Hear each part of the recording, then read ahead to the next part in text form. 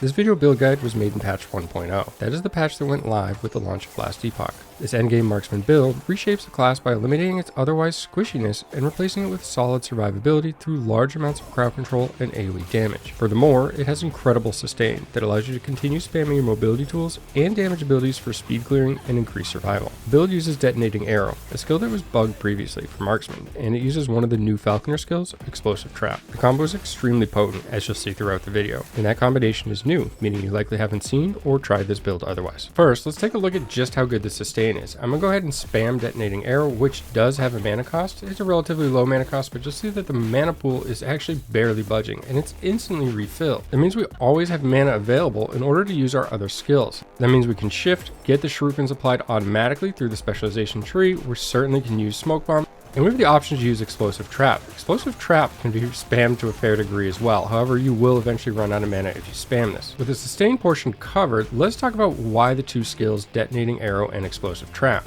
Detonating Arrow has the ability through the specialization tree to have lightning tendrils, and these count as a bow hit, which is important because we'll be using Rain of Winter in this endgame build. This has a requirement of level 70 and it's farmable from one of the bosses in the Monolith. This has a 24% chance to cast Icicle on bow hit. Icicle is a cold spell, so although we're using lightning tendrils as lightning damage, we're actually looking to proc a cold effect, which means bonuses to cold damage are going to greatly improve the output of this build. That's where Explosive Trap comes in. We can use Blast Rain to actually shoot arrows, transforming this from a throwing skill into a bow skill. This will now benefit from all the appropriate skills that buff bows. On top of that, Impact Trigger will cause this to explode instantly, which means the node Ash Compartment will actually instantly apply stacks of cold resistance shred. As you can see in the gameplay, we can instantly put up 10 stacks of cold resistance shred. That's a whopping 50% of resistance reduction. This combination allows us to open with Explosive Trap and then finish the enemies off using the Detonating Arrow, and we can repeat this process over and over again. With the sleight of hand node, Shift will actually allow you to deploy your Shurikens. The biggest benefit of this will actually come through Blade Shield. This is going to essentially give you some armor,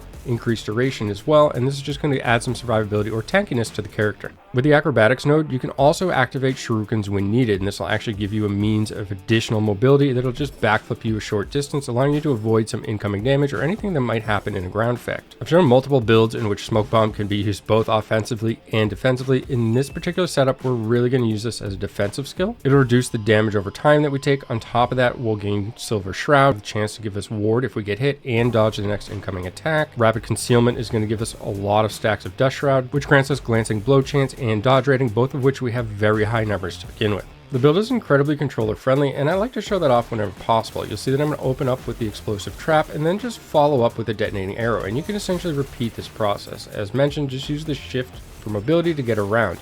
If you ever need to dodge something, you can certainly use Shift to do so as well. You've always got the Shurikens, as mentioned, that'll backflip your character. This is really good clear speed. It does have a slightly slower boss kill speed.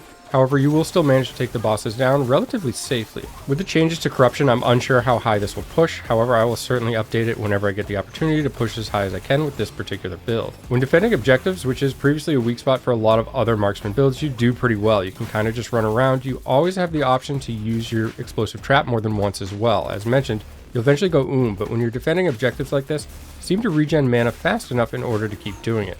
For the higher health mobs, just go ahead and shoot your Explosive Trap. It doesn't take them down, it'll at least apply 10 stacks of cold resistance shred, in which you can finish them off with the Icicles that are brogging from your Detonating Arrow. I'll leave a link in the video description to last Epoch tools, however it's been relatively unstable since the launch of the game from the massive flood of people checking out builds. At the end of this video, I'll leave screenshots for all the passive trees and the skill specializations as well. That way you can just pause the screen and copy these if the link in the video description doesn't happen to be working at the time of watching this video, or if you just want it as a reference. We're going to use a decent balance of both offensive and defensive passive, so you can get a good mix of each. Enough survival to withstand any of the damage that you may face or avoid it entirely through mechanics like dodge, and enough increased damage output through things like attack speed to help you take down the targets or bosses as well. Both dodge and glancing blow are going to be a tremendous boost to our survival, and we'll be picking this up wherever possible throughout the trees. This is a highly mobile build, so we'll benefit from evasion as well. This can reduce the damage we take while moving and increase our overall dodge rating, just a huge boost. Whenever we're talking mobility, we're going to want to pick up the agility node. That's going to increase our damage per movement speed, and we have means of proccing this, even proccing haste to grant us additional move speed, which in return grants us additional damage. In the Bladedancer tree, we'll pick up Cloak of Shadows, additional dexterity, increasing the damage output, increasing our survivability, glancing blow chance, increasing our tankiness.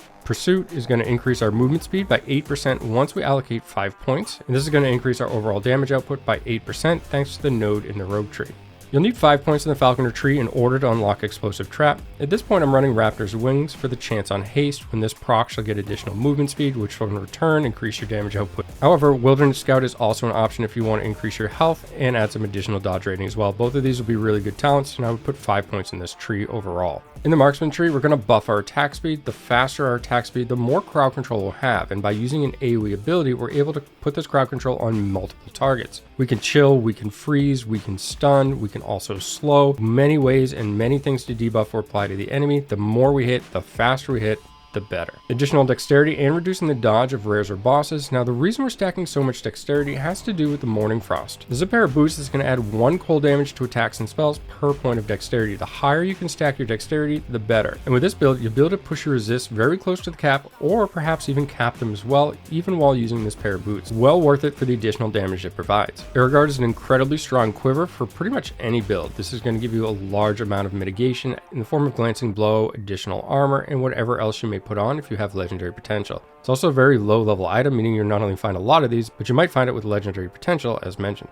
The build will play fairly smooth if you get increased mana regeneration on 2 pieces. However, by applying it to a 3rd piece, you'll just get increased uptime on all your abilities and essentially never have to worry about mana. In terms of damage output, increased elemental damage, increased cold damage, all of these are good stats. Aside from that, you want to make sure that you get your resistances as close to the cap as possible. Through the passive tree, this build supports an enormous amount of critical strike chance. Critical strike multiplier is then going to be a very good way to transform that and increase your damage as well. Assassin's Quiver will slightly increase our critical strike chance, Woundmaker will increase the critical vulnerability on the target, and Heightened Senses will then increase the critical strike multiplier. You also get critical strike chance per stack through Barrage of Pain, and additional critical strike multiplier through Perfect Aim. Sharpshooter stacks will allow us to get additional crowd control and additional armor shred, and we have an enormous amount of armor shred in this particular build as well. A lot of you are looking for marksman builds that are still viable in patch 1.0, and this has been a great choice. As mentioned, it's not quite as fast in single target as say a Hail of Arrows build. However, you don't have to perform that tedious gameplay when going through all the Monolith echoes. This build will still take down the bosses, and you have great survivability on top of that, so this is a great choice if you're looking to push the endgame as a marksman this season. I'll leave some images of all the skill point distribution in case the link in the video description isn't working. As always, thanks for taking the time to watch, and have a great day.